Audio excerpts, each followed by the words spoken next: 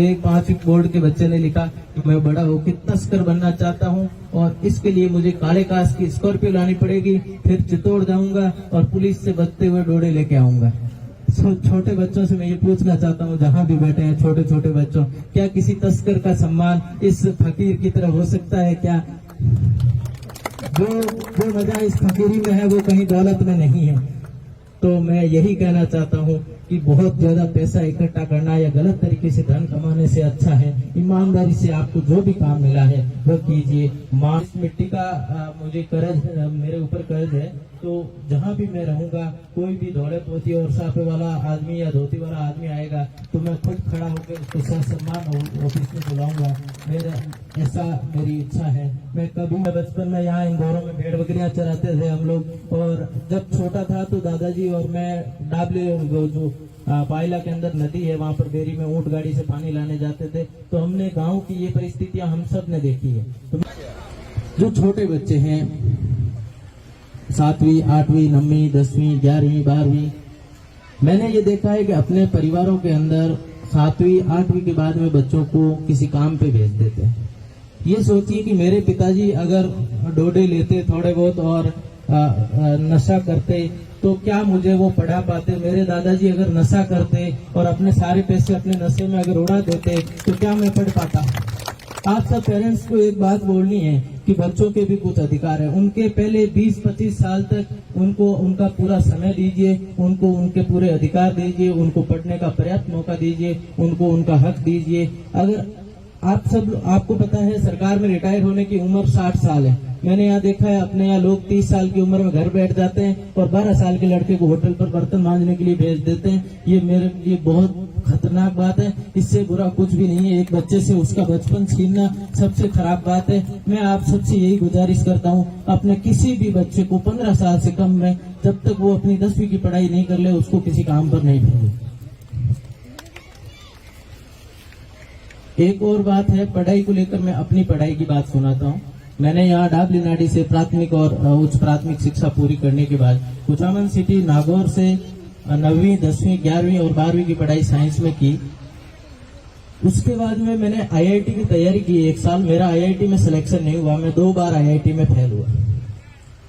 आपको पता है एक बात कही जाती है कि असफलता है वो अनाथ होती है और सफलता के 100 बाप होते हैं।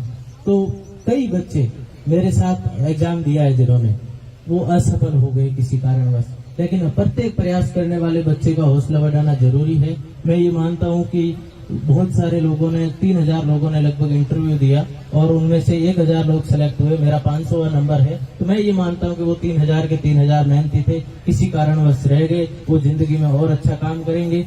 पढ़ाई क्यों करना जरूरी है, मैं ये बोलना चाहता हूँ आपसे। पढ़ाई इसलिए करना जरूरी है, आप एक जाति और दूसरी जाति में बहुत भेद देखते हैं, एक धर्म और दूसरे धर्म में बहुत भेद देखते हैं। पढ़ाई करने के बाद में, सिविल सर्विस की तैयारी करने के बाद में आदमी की सहिष्णुता इस स्तर पर आ जाती है कि आदमी और आदमी में फर्क करने वाली 2 चीजें संविधान सम्मत नहीं है। कोई भी व्यक्ति को किसी भी जाति सूचक तरीके से या अपनी जाति का गौरव करना या अपने धर्म का गौरव करना, किसी को इस तरीके से परेशान करना सहिष्णुता के लिए खतरा।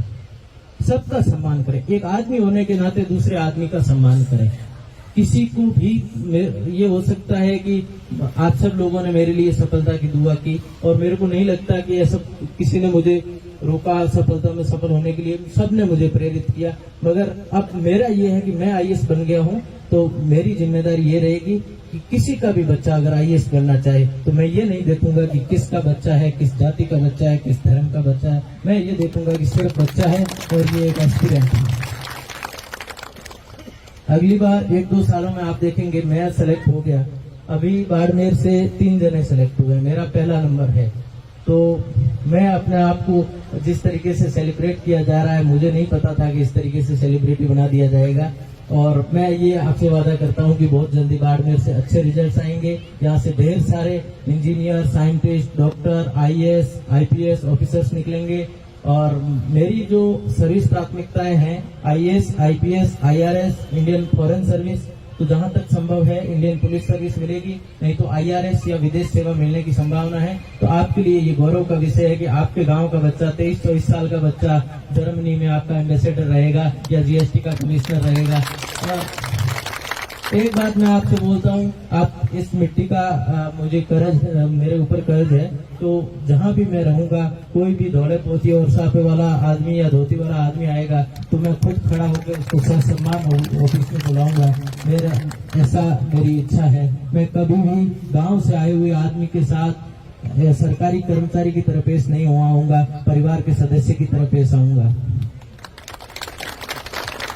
पढ़ना क्यों जरूरी है बच्चों? पढ़ना इसलिए जरूरी है कि लोकतंत्र में राजनेता या जो सरकारें बनती है वो सरकारें 5 साल के लिए होती है। राजनेता होते हैं, उनका नाम होता है।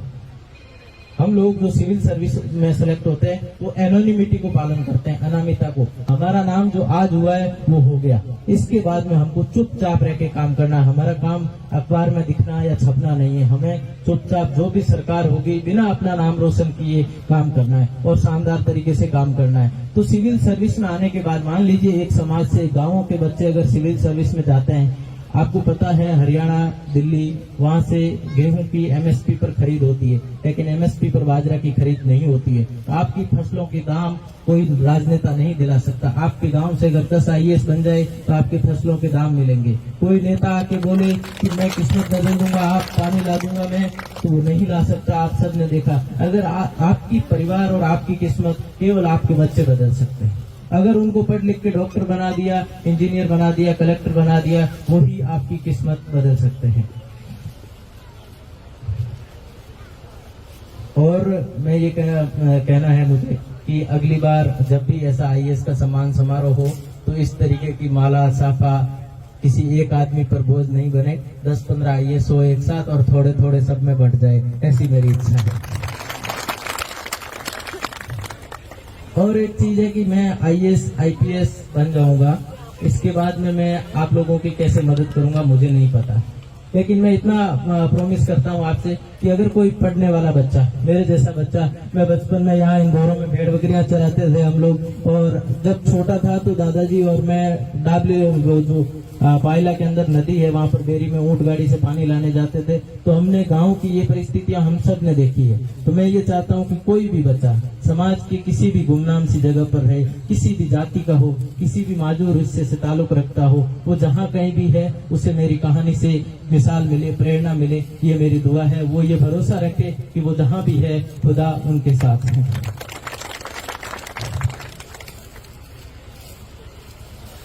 दूसरी बात यह है कि ये सम्मान मुझे नहीं मिला है, मेरी मेहनत को मिला है। हर आदमी पैदा होता है, मुझे पता है हम लोगों की एक फिक्स जीवन की अवधि है, एक दिन आते हैं फिर चले जाते हैं। लेकिन जो छोटे बच्चे हैं उनको ये समझना है कि अपना नाम रोशन करके जाना है, उनको बहुत अच्छी पढ़ाई करनी है। कुछ दिन पहले अखबार एक सोशल मीडिया पे पोस्ट वायरल हो रही थी कि आप बड़े होके क्या बनना चाहते हैं। तो एक 5वीं बोर्ड के बच्चे ने लिखा कि मैं बड़ा होके तस्कर बनना चाहता हूं और इसके लिए मुझे काले कांच की स्कॉर्पियो लानी पड़ेगी, फिर चित्तौड़ जाऊंगा और पुलिस से बचते हुए डोरे लेके आऊंगा। छोटे बच्चों से मैं ये पूछना चाहता हूँ, जहाँ भी बैठे हैं छोटे छोटे बच्चों, क्या किसी तस्कर का सम्मान इस फकीर की तरह हो सकता है क्या? जो मजा इस फकीरी में है वो कहीं दौलत में नहीं है। तो मैं यही कहना चाहता हूँ कि बहुत ज्यादा पैसा इकट्ठा करना या गलत तरीके से धन कमाने से अच्छा है ईमानदारी से आपको जो भी काम मिला है वो कीजिए, माँ और मिट्टी की सेवा कीजिए, यही मेरा कहना है। एक कविता के साथ मैं अपनी बात पूरी करता हूँ। जीवन पथ जटिल है ये, काल चक्र कठिन है ये, पग पग पे भेदभाव है, रक्त रंजित पांव है, किसी के सर वंश की छांव है, झूठ की रत पीड़ाकुओं का गांव है। ये सोच के मत बैठ जा कि ये विधि का विधान है। उठा ले ज्ञान का धनुष, एक कण भी कुछ मत मांग भगवान से, ज्ञान की कमान पे लगाते तू विजय तिलक, काल के कपाल पे ये लिख दे ये भुला से कि रोक सकता है तो रोक के दिखा मुझे, हक छीनता है अब छीन के दिखा मुझे। ज्ञान के मंच पर सब एक समान है, विधि का विधान पलट दे वो ब्रह्मास्त्र ज्ञान है। कर्म के कुरुक्षेत्र में न रूप काम आता है, न झूठ काम आता है, न जाति काम आती है, न बाप का नाम काम आता है, सिर्फ ज्ञान। ज्ञान ही आपको आपका हक दिलाता है। आप सबका बहुत बहुत धन्यवाद। मैं ये चाहता हूँ आप सब फले फूले, आप सबके बच्चे कलेक्टर बने, सबके बच्चे बहुत आगे बढ़े, मुख्य न्यायाधीश बने, बड़े बड़े अफसर बने, इस गांव का नाम रोशन हो।